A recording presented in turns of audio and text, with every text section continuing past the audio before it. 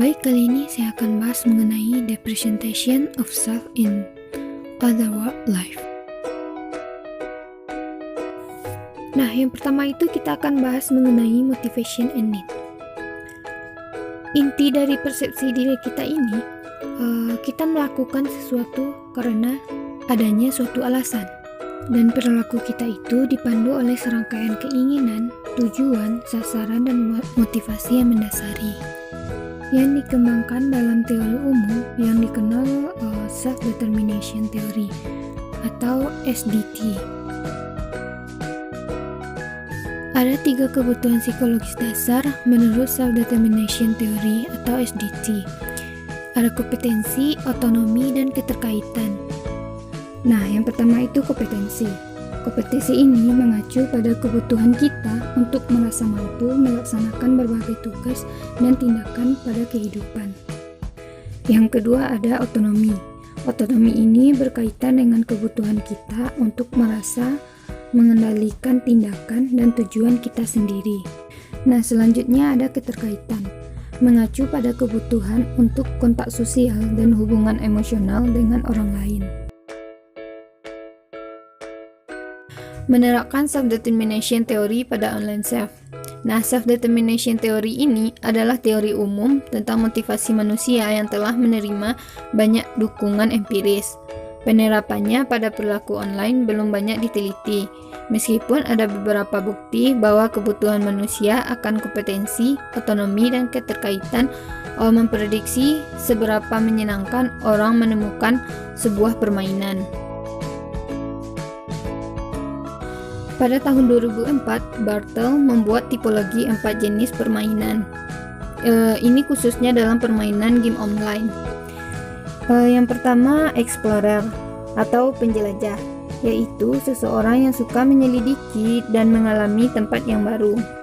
Nah, selanjutnya ada achiever atau penerima, yaitu seseorang yang berprestasi ingin menyelesaikan tugasnya. Yang ketiga ada socializer atau sosialitator. Nah, ini untuk persahabatan dan berbagi pengalaman. Nah, selanjutnya itu ada killer atau pembunuh. Nah, ini untuk menghilangkan ancaman apakah mereka dikendalikan oleh komputer atau manusia. Perception of behavior. Nah, pandangan akal sehat tentang diri yang tunggal, stabil, dan konsisten juga telah ditantang dari perspektif akurasi pengetahuan diri kita sendiri.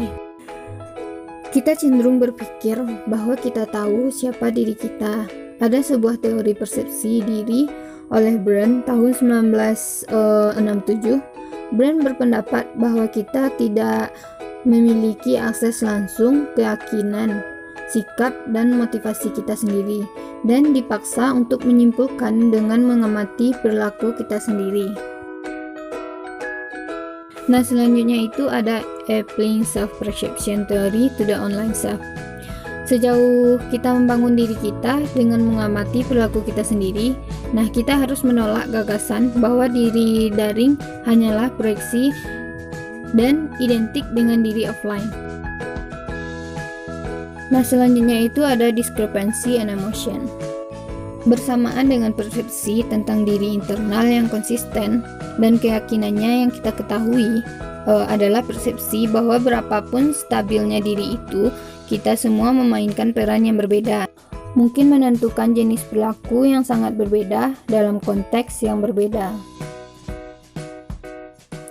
Pada self-discrepancy theory atau SDST, Huygens membedakan antara domain dan sudut pandang diri, yaitu ada representasi internal dari kita saat ini, atau disebut diri yang sebenarnya yang kita pikirkan sekarang.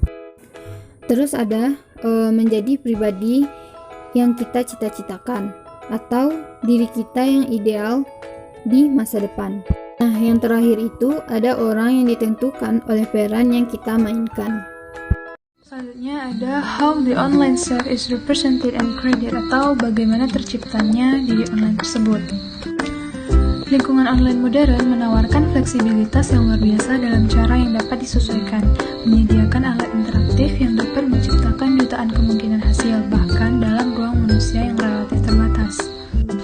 Semuanya itu itu dimulai dari seperti warna kulit, warna rambut, gaya rambut, bentuk tubuh, dan style yang ingin mereka kenakan, kemudian mereka mempostingnya di dunia online. Selanjutnya ada the nature of the online self atau sifat diri online. Seseorang dapat menemukan jati dirinya di dunia online. Karena ketika berada di dunia online, seseorang bisa menyembunyikan kekurangan fisiknya sehingga ia terlihat sempurna di dunia online. Menurut Piaget, bermain memberi anak-anak kesempatan untuk belajar hal-hal here and now, di sini dan sekarang, karena mereka tidak memiliki alat intelektual untuk berpikir secara abstrak. Namun, semakin dewasa, hal itu tidak terlalu penting bagi mereka. Namun, tidak menutup kemungkinan orang dewasa tidak lagi bermain seperti bermain game, karena game bisa menjadi sebagai penetrasi dalam kehidupan sehari-hari mereka seperti saat lelah bekerja atau meningkatkan mood yang sedang buruk. Selanjutnya ada a model of the online self.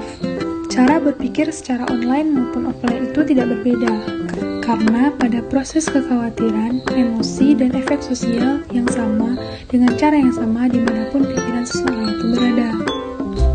Dunia yang berbeda tetapi perhatiannya tetap sama tentang siapa kita dan apa yang kita lakukan dan apa yang ingin kita capai dengan siapa kita mencintai, membenci, dan membentuk suatu kenangan.